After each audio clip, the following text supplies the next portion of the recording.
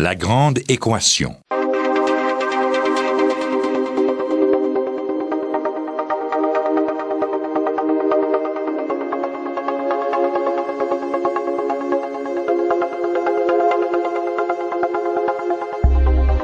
Ici Normand Mousseau, bienvenue à La Grande Équation.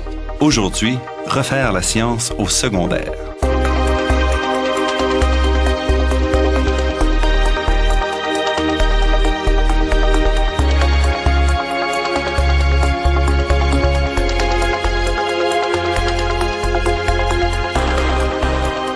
La réforme de l'enseignement qui a eu lieu au Québec il y a une dizaine d'années a introduit, entre autres, le concept d'apprentissage par projet, ce qui bouleversait les méthodes traditionnelles d'enseignement, mais ça bouleversait aussi les enseignants, bien sûr, et tout le milieu scolaire.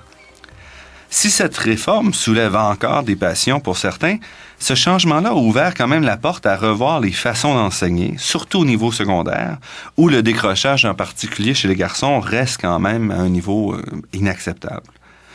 Une révision qui devrait favoriser l'apprentissage individualisé et ouvert, qui prépare mieux les jeunes à une société en constante mutation, c'est un peu cette révision-là qu'on a voulu pousser avec la réforme. Mais est-ce que ça s'est vraiment passé? Et pour bien comprendre l'intérêt, les limites de ces approches-là, je reçois aujourd'hui Patrice Potvin, qui est professeur en didactique des sciences et de technologie au secondaire à la Faculté des sciences de l'éducation de l'Université du Québec à Montréal. Patrice Potvin, c'est un ancien enseignant qui a enseigné à la fois au primaire et au secondaire, donc qui a vraiment touché à l'enseignement directement, et qui est maintenant professeur à l'université et auteur et co-auteur de plusieurs livres, dont le Manuel d'enseignement des sciences et de la technologie et Regards multiples sur l'enseignement des sciences, tous les deux publiés aux éditions Multimonde.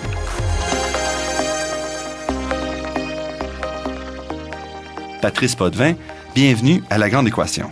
Merci. Avant de discuter des méthodes d'enseignement, j'aimerais peut-être que vous me disiez un peu plus sur votre parcours qui vous a amené à être professeur d'université. Le parcours, c'est celui d'un enseignant qui se posait des questions sur la bonne façon de faire progresser les élèves, de leur faire apprendre les sciences, de les intéresser aux sciences.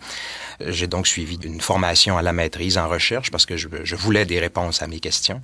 Et j'ai continué comme ça à enseigner tout en poursuivant mes études en parallèle. Et éventuellement, j'ai terminé la maîtrise et le doctorat. Et ça donne accès à la profession, si vous voulez, de professeur d'université en éducation. Et c'est comme ça, si vous voulez, qu'on arrive à pouvoir former des enseignants éventuellement et participer, disons, à la progression des connaissances quant à l'apprentissage. Mais dans votre cas, c'est une progression qui est quand même ancrée dans une expérience directe. Oui, c'est sûr que mes questionnements ont pris racine dans ma pratique. À chaque jour de travail, quand on est enseignant, on se heurte à toutes sortes de difficultés, des difficultés qui sont récurrentes, des difficultés qui sont des classiques, parfois des difficultés nouvelles.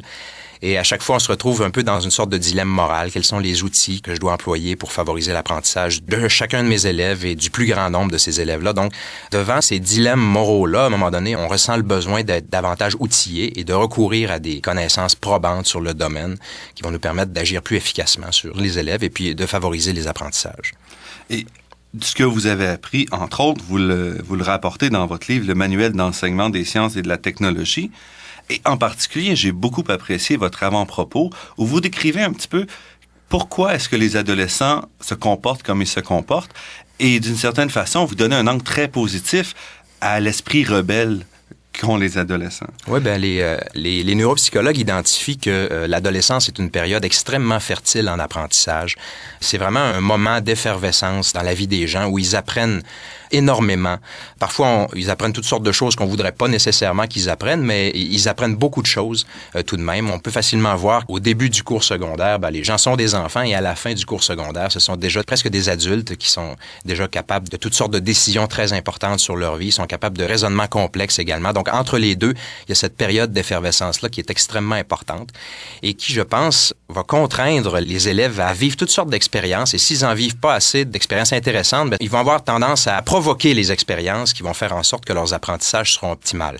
Les enseignants vont souvent se plaindre, par exemple, que les élèves sont un peu rebelles ou qu'ils ont une attitude qui est un peu provocatrice ou qui ce genre de choses, ils estiment à ce moment-là que les élèves les testent. Moi, je pense que c'est pas une mauvaise conception de la chose, mais c'est pas négatif pour autant. Lorsque les élèves testent le monde qui les entoure et testent les gens qui les entourent, ils veulent en réalité apprendre ce que seront les conséquences de leurs gestes. Peut-être qu'ils le font même pas consciemment, c'est peut-être simplement les hormones dans lesquelles ils sont plongés constamment qui les contraignent à vraiment agir de la sorte, mais ils veulent, ces élèves-là, vivre des aventures. Et ce sont ces aventures-là et les conséquences qu'ils vont pouvoir observer du fait de vivre ces aventures-là qui vont provoquer des apprentissages qui seront très importants pour eux. D'une certaine manière, ils testent le monde à chaque jour et la réponse que le monde leur donne va constituer pour eux les connaissances sur ce monde-là. Donc, c'est très sain, je pense, que les adolescents soient des gens qui soient un peu rebelles, qui soient un peu aventureux, qui aiment le risque, qui aiment les choses qui sont intenses, disons-le comme ça. Oui, parce que vous dites, un adolescent ne s'intéresse pas au banal parce que ce dernier n'a rien à lui apprendre. C'est exact. En fait, il va préférer provoquer les choses, des choses parfois qui vont paraître un peu délinquantes pour les adultes, mais ces choses-là présentent un potentiel d'apprentissage qui est exceptionnel pour les élèves et c'est pourquoi ils agissent comme ça. Je pense qu'un éducateur qui voit un élève rebelle ou un peu délinquant ou qui le teste un peu devrait voir là non pas quelqu'un qui est de mauvaise foi, mais quelqu'un qui veut apprendre, qui est une machine à apprendre et qui même a de la difficulté à contrôler cette pulsion-là qu'il a à vouloir apprendre. Vous rejetez donc l'idée que l'adolescent est blasé. Donc, c'est pas parce qu'il est blasé, d'une certaine façon, parce qu'il veut être surpris, il veut pouvoir découvrir le monde. Oui, c'est ça. C'est ça. En fait, pour moi, comment je pourrais dire ça?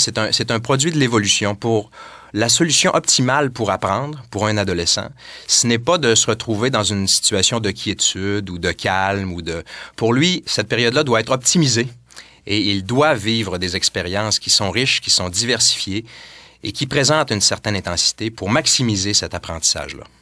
Et ça, cette observation-là est peut-être pas toujours originale, mais vous dites que l'enseignement classique, certainement, n'est pas idéal pour ça. Et puis vous dites même, il m'arrive très souvent d'assister à des cours au secondaire comme observateur, et je peux vous dire que la plupart du temps, je m'y ennuie à mourir. Bien, c'est sûr que si on considère tout le potentiel d'apprentissage des élèves et puis la manière dont ils aiment apprendre et ce à quoi ils sont sensibles, c'est évident que si on dit à l'élève, écoute, tu vas t'asseoir sous le néon, là, dans la 4e rangée, 3e colonne dans la classe, et puis tu vas te taire, tu vas écouter l'enseignant.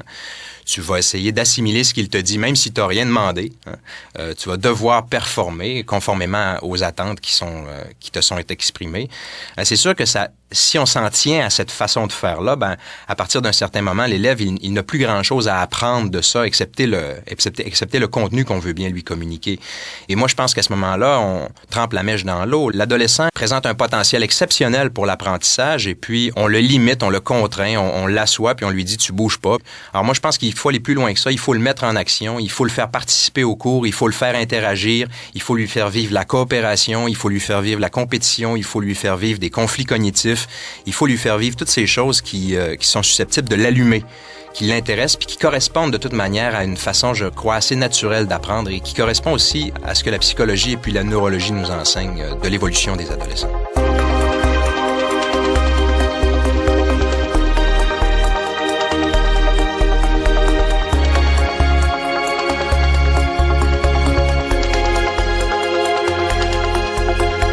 Dans son numéro de février, la revue Québec Science dévoile son choix des 10 découvertes de l'année 2011. Parmi celles-ci, la découverte remarquable que les arbres de la même espèce collaborent beaucoup plus étroitement qu'on le pensait, et ce, bien à l'abri de notre regard. Lorsqu'on dessine un arbre, on trace sans hésitation tronc et feuillage, mais on oublie généralement de tracer les racines, qui représentent une fraction importante de la masse de l'arbre et lui assurent, en plus d'un ancrage, un approvisionnement en minéraux et autres éléments nutritifs. Mais ce n'est pas tout. Émilie Taroux, étudiante au doctorat, et Annie Desrochers, professeure à l'Université du Québec en Abitibi-Témiscamingue, ont montré que les racines permettent aussi de créer des liens entre les arbres de la même espèce et de forger une solidarité réelle. En effet, les deux chercheuses ont découvert que des arbres de la même espèce fusionnent régulièrement leurs racines, ce qui permet à un arbre père d'un plan d'eau, par exemple, d'alimenter directement ses voisins à travers ses racines. Cette découverte bouleverse notre compréhension des forêts et de leur gestion. C'est donc sans surprise qu'on la retrouve au palmarès des 10 découvertes québécoises les plus importantes de 2011. Pour en savoir plus sur ce travail et l'ensemble des 10 découvertes de l'année, consultez le numéro de février de la revue Québec Science.